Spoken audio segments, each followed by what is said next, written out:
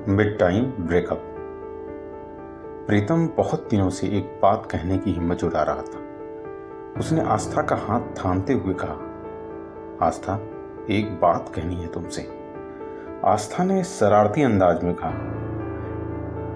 अगर किसी स्मार्ट लड़की को कुछ कहना हो तो लड़के के लिए आई लव यू कहना ही जरूरी होता है।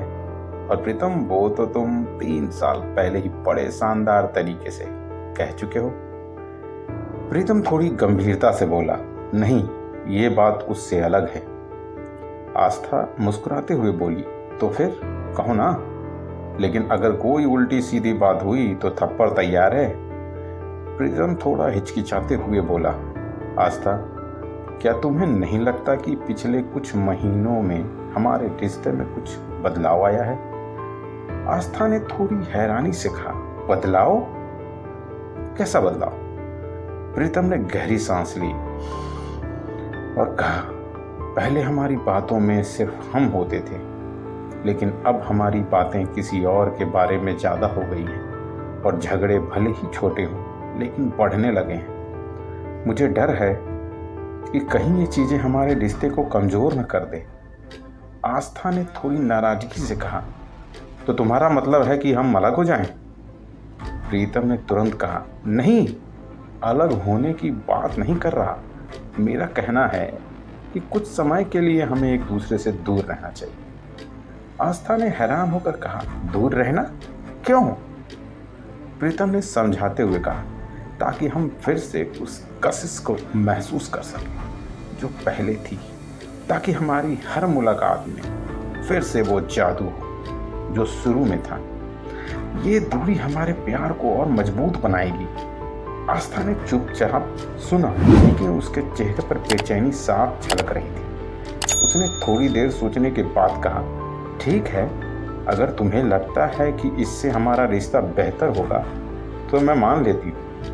प्रीतम ने उसे समझाते हुए कहा, तुम जो बेंगलोर में अपने इंटीरियर डिजाइनिंग का कोर्स करना चाहती थी वो ज्वाइन कर लो। मैं यहाँ चंडीगढ़ में रहूँगा, लेकिन इस दौरान कोई कॉल या मैसेज नहीं। 6 महीने बाद मिलेंगे। आस्था ने थोड़े संकोच के साथ कहा, ठीक है, लेकिन यह मत भूलना कि अगर यह दूरी हमें और दूर कर दे तो इसका जिम्मेदार सिर्फ तुम होगे। प्रीतम ने मुस्कुराते हुए कहा, ऐसा कभी नहीं होगा, यह दूरी हमें और करीब लाएगी। आस्था ने बेंगलोर में कोर्स ज्वाइन कर लिया। शुरू शुरू में वह नई जगह, नए दोस्तों और पढ़ाई में व्यस्त हो गई, लेकिन हर रात प्रीतम की यादें उसे घेर लेती थी। इधर प्रीतम भी 6 महीने की इस दूरी को निभाने की कोशिश कर रहा था, लेकिन 2 महीने बाद ही उसे बेचैनी बढ़ने लगी। उसने खुद से किए वादे को तोड़ते हुए आस्था को मैसेज भेजा, लेकिन आस्था ने ना तो जवाब दिया और न ही फोन रिसीव किया। प्रीतम ने बार बार मैसेज और कॉल किए, लेकिन हर बार वही सन्नाटा। आखिरकार उसने बेंगलोर जाने का फैसला किया। जिस रात वह जाने की तैयारी कर रहा था, उसी रात आस्था का मैसेज आया। प्रीतम ने तुरंत उसे पढ़ा, प्रीतम, इतने दिनों से तुम्हारे मैसेज और कॉल देख रही थी, लेकिन जवाब नहीं दे पाई। तुमसे नाराज नहीं हूं, बस वही कर रही हूं जो तुमने कहा था। तुम्हारी हर बात को दिल से मानती हूं। प्रीतम, यह दूरी मैंने इसलिए मंजूर की क्योंकि तुमने कहा था, लेकिन इन 2 महीनों में मैंने कुछ महसूस किया। अगर तुम्हारी रूटीन लाइफ से बोरियत तुम्हें दूर जाने को मजबूर कर सकती है तो शादी के बाद क्या होगा? प्रीतम, हम लड़कियां जिस रिश्ते को अपना मान लेती हैं उसे पूरी जिंदगी निभाने की कोशिश करती हैं, लेकिन यह दूरी मेरे लिए बहुत भारी है, इसलिए इसे तुम्हारे कहे अनुसार ब्रेकअप ही समझ रही हूँ। लव यू हमेशा, तुम्हारी आस्था।